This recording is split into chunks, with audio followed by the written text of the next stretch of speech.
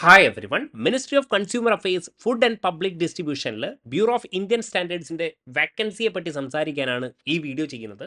ഈ ഒരു പോസ്റ്റിൻ്റെ അട്രാക്ഷൻ എന്ന് പറയുന്നത് ഇതിൻ്റെ സാലറി സ്കെയിൽ തന്നെയാണ്.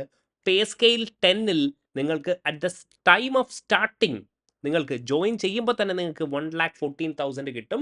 അതായത് നിങ്ങളുടെ സർവീസ് കൂടുന്നതിനനുസരിച്ച് നിങ്ങളുടെ സാലറി വളരെ വലിയ സാലറി ആയിരിക്കും. ഓക്കെ, അപ്പോൾ ഇവിടെയുള്ളത് പോസ്റ്റ് എത്രയാണ്? കെമിസ്ട്രിക്കാർക്ക് 2 പോസ്റ്റാണുള്ളത്. ഒന്ന് അൺറിസർവ്ഡിനും ഒന്ന് ഒ ബി സിക്കും. പോസ്റ്റ് കുറവാണെന്ന് വെച്ചിട്ട് നിങ്ങൾ അപ്ലൈ ചെയ്യാതിരിക്കരുത്. അപ്ലിക്കേഷൻ ഫീ ഇല്ല എന്നുള്ളതാണ് വേറൊരു കാര്യം.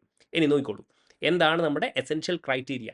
കെമിസ്ട്രിക്കാർക്ക് മാസ്റ്റേഴ്സ് ഡിഗ്രി വേണം വിത്ത് നോട്ട് ലെസ് ദാൻ 60%.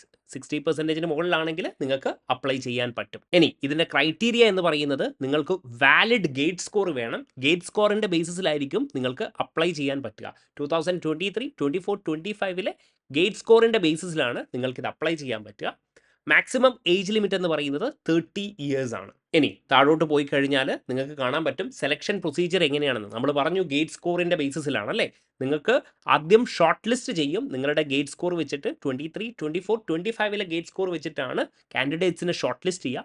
ഈ ഷോർട്ട് ലിസ്റ്റ് ചെയ്ത കാൻഡിഡേറ്റ്സിനെ പേഴ്സണൽ ഇൻ്റർവ്യൂ ചെയ്യും.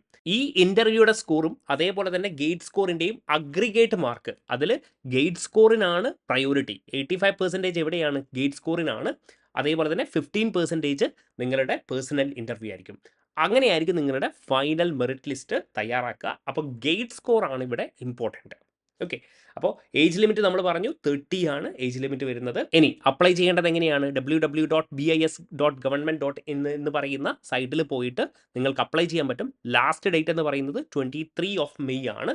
ഇനിയും 10-11 ദിവസമുണ്ട്. And there is no application fee as well.